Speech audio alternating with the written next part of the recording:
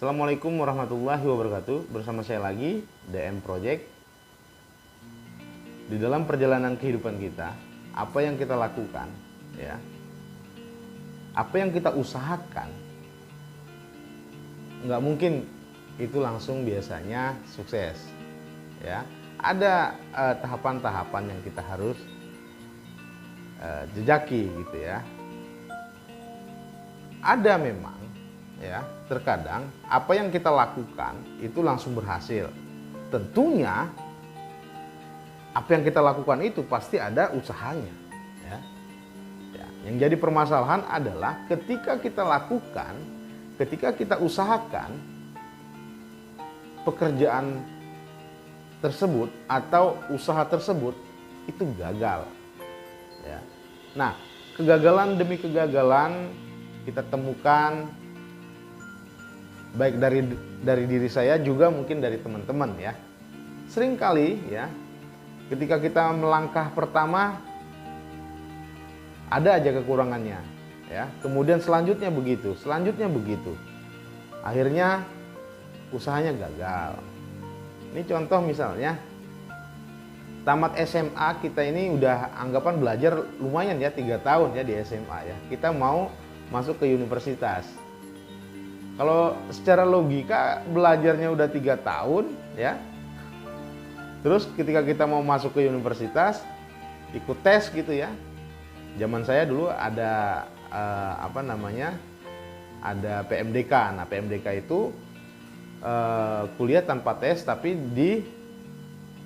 berdasarkan raport gitu, ya. Nah, kalau sekarang saya nggak ngerti namanya. Nah, itu aja ketika kita ikut tes gitu, ya, bareng teman-teman di seluruh sekolah, ya, kalau di kabupaten gitu, itu biasa nggak lulus gitu. Nah, ini gagal pertama. Setelah itu ikut tes umum lagi, gagal lagi, ya. Akhirnya masuk universitas swasta. Nah, itu kalau kita dalam belajar, ya, pembelajaran perkuliahan, kita ingin masuk kampus, ya. Namun ada juga tes-tes PNS misalnya, ya. Kita berkali-kali mengikuti tes PNS, ya. Biasa kalau di kampung, ya, tempat saya nggak tahu tempat teman-teman. Mungkin kalau orang memiliki pekerjaan sebagai pegawai negeri, memiliki masa depan lah, ya. Itu yang biasa disampaikan oleh orang-orang tua kita zaman dulu, ya. Nah, ketika ngikutin tes sekali, tahun ini ikut tes, tahun depan ikut tes, itu gagal terus gitu, ya. Nah, saya pernah ngikutin tes itu gagal gitu, ya, ikut tes PNS. Akhirnya 1 kali itu aja, dan itu pertama dan terakhir. Nggak pernah lagi saya ikutin tes itu, ya. Kemudian begitu juga dengan perusahaan-perusahaan swasta, ya, buka lowongan kiri kanan, kita masuk, ikut diwawancara, ikut tes dan lain sebagainya. Tahap 1, tahap 2 lolos, tahap 3 nggak lolos lagi. Nah, itu yang terjadi, ya. Nah, itu pekerjaan, sekolah, ya. Kita mengikuti aturan main, ya, prosedur yang dilakukan oleh baik itu perusahaan, pemerintahan maupun sekolah gitu. Sama swasta juga sama, itu ada prosedurnya ingin ikut kerja atau masuk kerja di lingkungan mereka. Nah, kegagalan demi kegagalan itu terkadang, ya, membuat saya, mungkin teman-teman juga atau orang-orang di luar sana itu menjadi frustasi, ya. Betul, ya. Nah, itu kegagalan pekerjaan, kegagalan sekolah. Terkadang yang lebih parah lagi yang membuat kita menjadi frustasi itu adalah kegagalan percintaan. Kita udah menjalin hubungan, katanya cinta-cinta monyet dari SMA gitu, ya. Ntar setelah kuliah 1 semester, 2 semester putus karena ada pacar baru, ya kan? Putus, ya kan? Orang sudah berumah tangga 1 tahun, 2 tahun, 3 tahun, punya anak 1, ya. Karena permasalahan-permasalahan yang dia bilang udah nggak bisa ditoleransi gitu, ya. Akhirnya putus, terjadi perceraian. Nah, hal-hal tersebut, ya, Kegagalan demi kegagalan itu membuat kita menjadi frustasi. Stres ya, stres berkepanjangan yang akhirnya menjadi frustasi. Kegagalan yang selalu berulang-ulang kita menjadi frustasi. Ya. Nah, sebenarnya frustasi itu bukan hanya dari kegagalan-kegagalan itu. Bukan hanya dari kegagalan-kegagalan usaha yang ingin kita kerjakan gitu ya. Ada juga frustasi disebabkan kesibukan, ya, kebanyakan aktivitas yang akhirnya kita sendiri nggak mampu sebenarnya. Ya, kita sendiri nggak mampu untuk menangani pekerjaan tersebut. Ya. Misalnya, ada tugas dari kantor misalnya ya, untuk diselesaikan dalam jangka waktu 1 malam misalnya, ternyata kita nggak bisa selesaikan. Itu terkadang kita stres. Nah, belum selesai lagi, ditimpa lagi dengan satu kewajiban atau satu perintah baru untuk dikerjakan. Nah, kita merasa, aduh, kita nggak memiliki kemampuan. Nah, ini terkadang banyaknya pekerjaan yang ditimpakan kepada kita itu juga membuat kita frustasi. Ya, jadi kekecewaan yang berulang-ulang kali kita dapatkan, kita terima, kita alami, ya. Itu yang menjadi frustasi. Itu yang menyebabkan kita seakan-akan nggak berguna gitu loh. Apalagi yang urusannya percintaan tuh, wah itu banyak orang akhirnya mengurung diri, ya, nggak mau bersosialisasi. Dianggap ketika putus cinta, putus hubungan gitu, hidup ini selesai gitu, ya kan? Banyak yang seperti itu. Ya kalau di luar negeri misalnya kayak di Jepang, saking sibuknya orang bekerja, orang frustasi dengan pekerjaan mereka. Yang pekerjaan satu belum selesai ditimpa lagi pekerjaan berikutnya terus gitu. Yang akhirnya stres. Rutinitas itu ya, ketika itu tidak ada jeda untuk merilekskan daripada aktivitas kita, yang itu aja, itu membuat kita stres. Yang akhirnya jatuhnya kepada frustasi. Karena yang diharapkan ketika kita melaksanakan satu aktivitas kerja, apa yang diharapkan? Hasil. Ya. Hasil itu bisa nama, bisa kedudukan, bisa harta benda, bisa uang ya.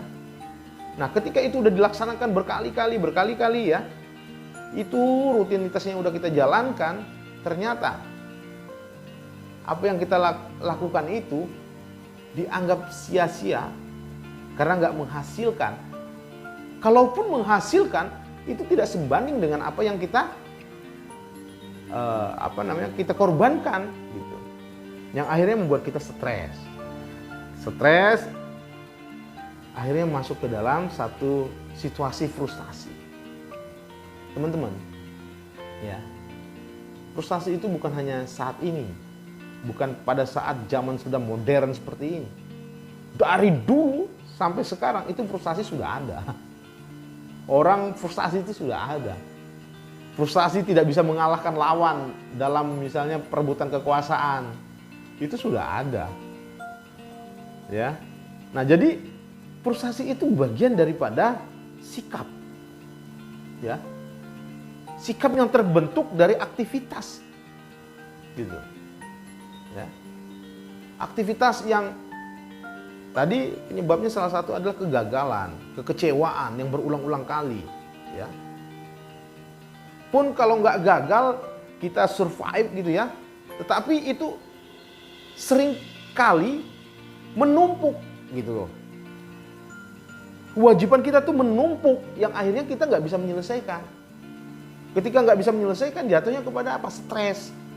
Ketika stres apa? Ya tadi frustasi.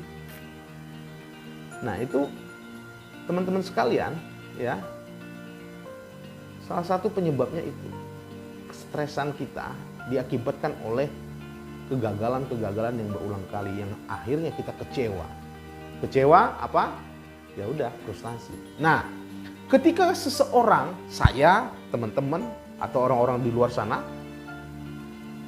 sedang mengalami satu situasi yang frustasi gitu ya, apa yang terjadi?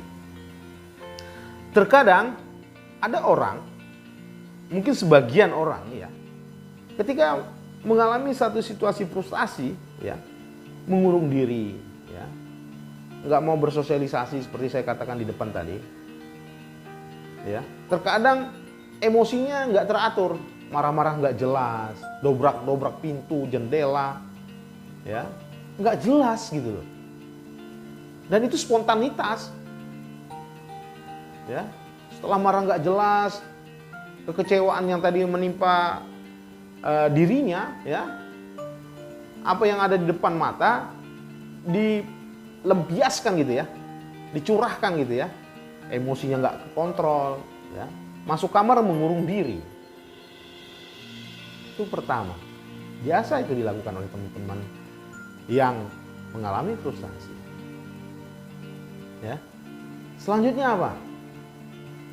Selain orang yang frustasi itu, ya, suka marah yang nggak jelas, ya. Kemudian dia itu bertindak itu suka meledak-ledak gitu ya.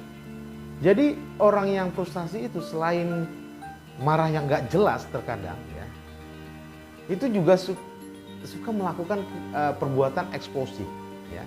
Jadi meledak-ledak gitu kan, baik itu secara lisan, ya, maupun perbuatan gitu ya. Tanpa disadari sama dia sebenarnya. Nah, kita sebagai orang yang katakan enggak berposisi seperti dia, ya kita harus menahan diri gitu. Ketika dia sedang bersikap seperti itu, ya. Jadi marah-marah, eksplosif, ya, meledak-ledak gitu ya. Marah-marah, kemudian meledak-ledak gitu ya. Spontanitas gitu ya. Nah, jadi selanjutnya orang yang mengalami frustasi terkadang bersifat menutup diri, yang seperti saya katakan tadi bahwa mengurung diri di dalam kamar, ya, bukan hanya itu, dia bersifat menutup diri. Jadi dengan siapapun, ya, dia menutup diri gitu. Jadi bayangin kalau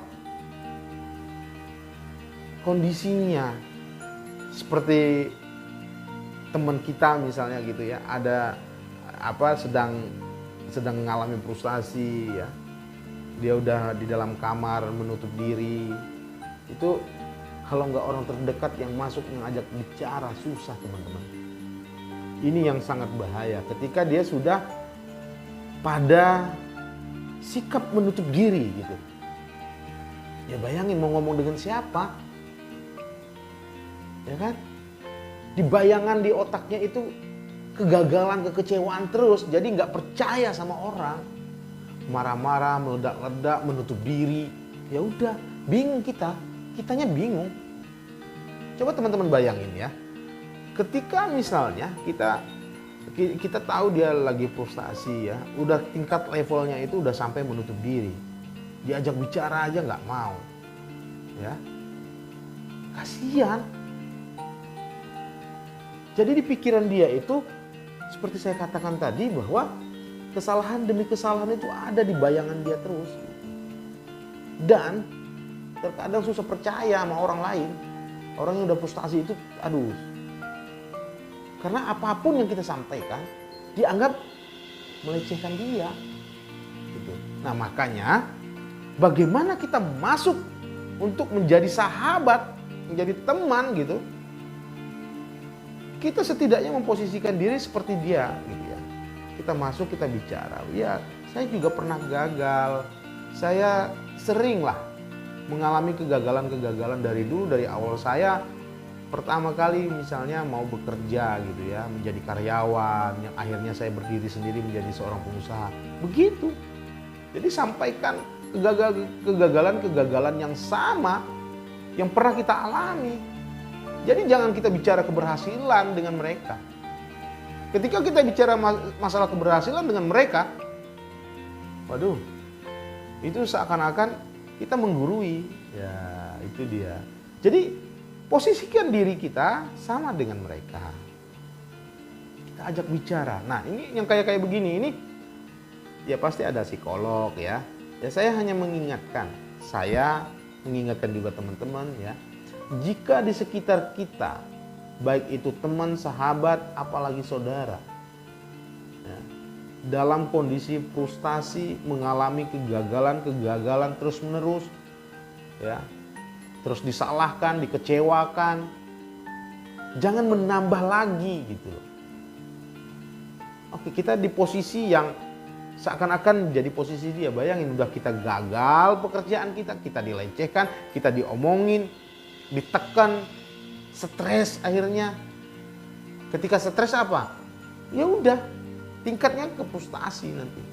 Nah, makanya sekali lagi di video ini saya menyampaikan ini, mengingatkan diri saya dan juga teman-teman.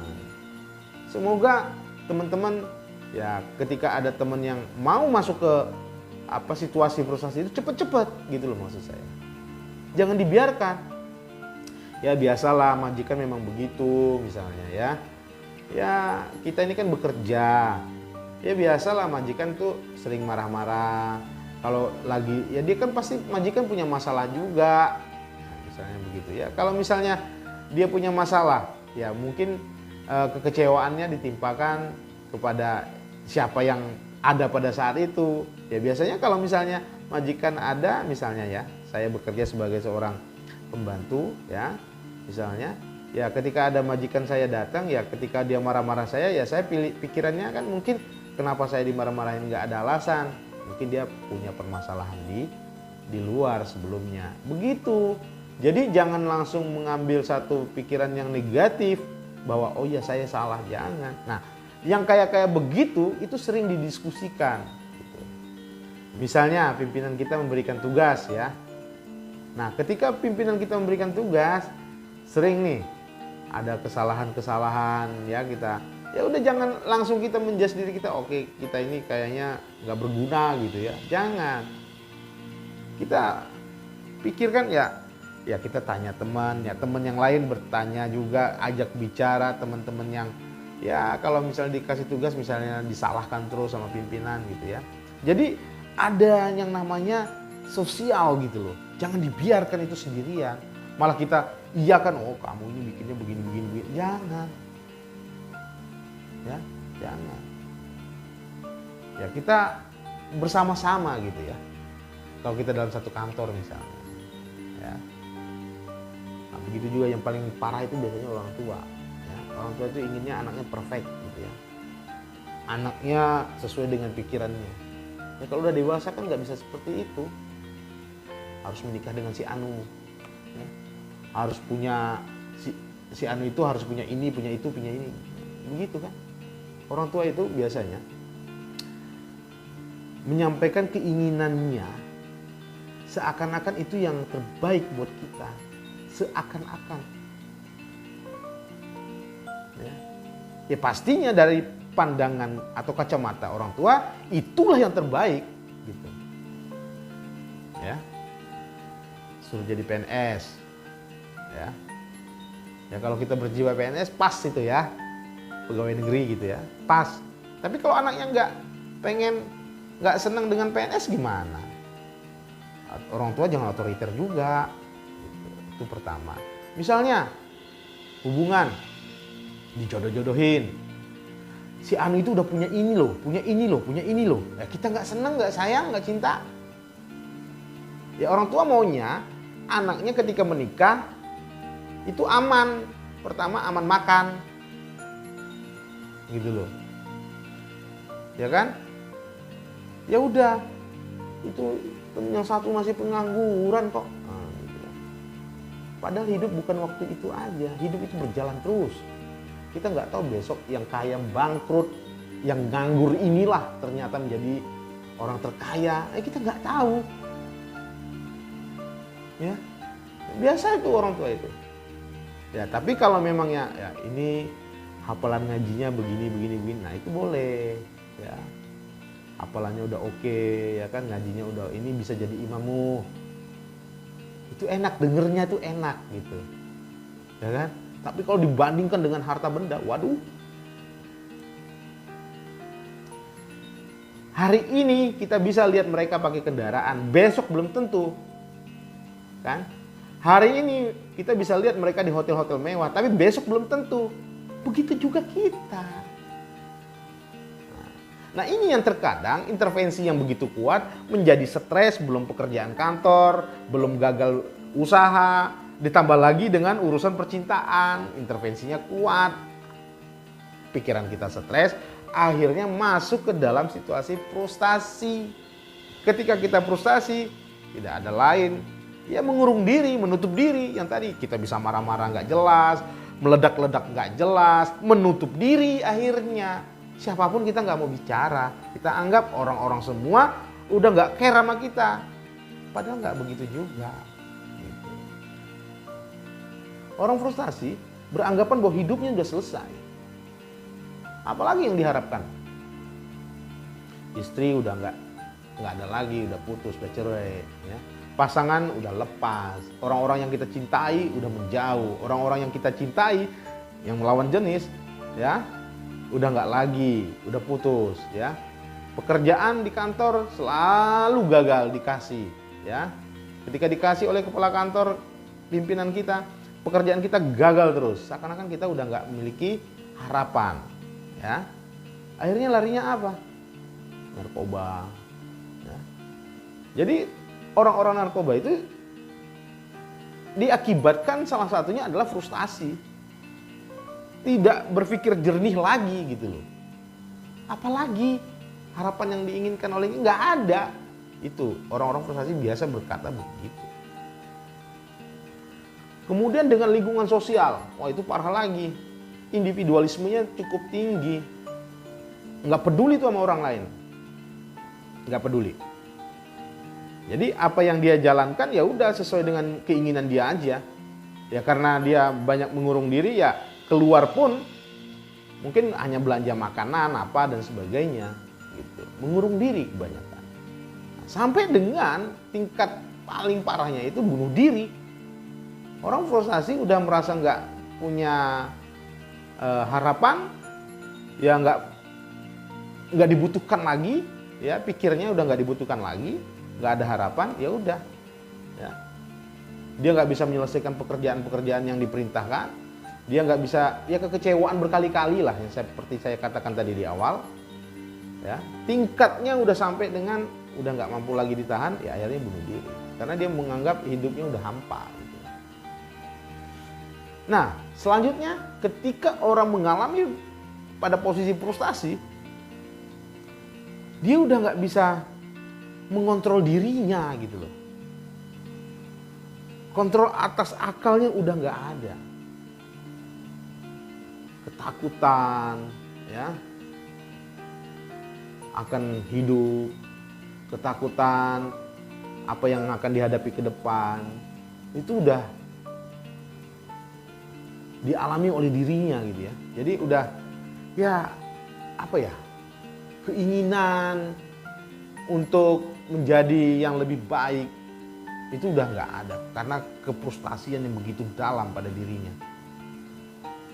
Nah, kondisi ini kita harus selamatkan teman-teman ya. Saya teman-teman, jika ada teman-teman kita yang seperti itu ya kita harus selamatkan. Ya bagaimana?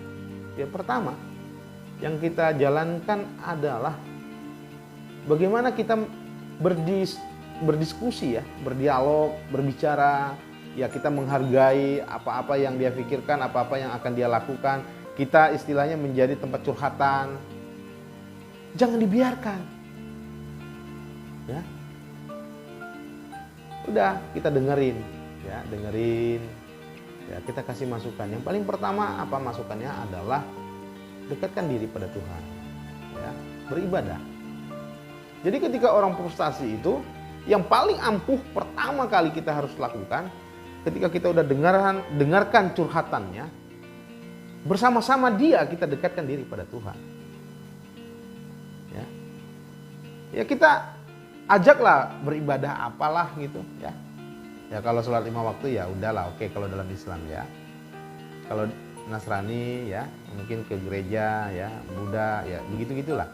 Jadi ketika orang itu dalam keadaan terpuruk, yaitu frustasi itu, ya kita coba memberikan satu gambaran bahwa hidup itu hanya bukan sekedar di dunia. Nah, maka kita sampaikan, ya udah, ayo coba kita mendekatkan diri pada Tuhan. Bukan berarti hanya orang yang frustasi harus mendekatkan diri pada Tuhan. Kita yang normal, kita yang enggak frustasi juga harus selalu dekat dengan Dia, dengan Tuhan. Ya. Jadi paling pertama ya teman-teman, itu harus mendekatkan diri dengan Tuhan. Ya, kalau di Islam, ya coba wudhunya, ya wudhunya sering diseringkan gitu ya. Ya dengan orang-orang yang itu kan biasanya orang-orang yang frustasi itu ya pikirnya kesalahan terus, ya kecewaan, dia merasa bahwa oke, aku ini salah terus, kok ini dilakukan gagal, ini dilakukan gagal gitu ya. Ya kita cobalah kita cari satu hal yang membuat dia, hal positif yang membuat dia bisa bangkit gitu ya. Nah jadi pertama, dekatkan diri dengan Tuhan. Kemudian setelah kita mendekatkan diri dengan Tuhan, apa? Selanjutnya adalah bagaimana kita bersosialisasi. Membawa teman kita itu, ya kalau misalnya dalam 1 minggu ya 1 hari atau 2 hari lah kita ajak kumpul bareng. Ya. Jangan dibiarkan dengan kesendiriannya. Jangan. Orang yang frustasi itu butuh teman sebenarnya untuk mencurahkan apa yang dia pikirkan, apa yang dia rasakan. Oke, tadi udah pertama dengan Tuhan. Jadi dia akan mencurahkan apa yang dia rasakan, apa yang dia pikirkan kepada Tuhan. Kemudian hubungan dengan manusianya, hubungan dengan sosialnya seperti apa? Ya udah, 1 minggu kita bawa dulu, misalnya seminggu sekali, ajak berdiskusi ya.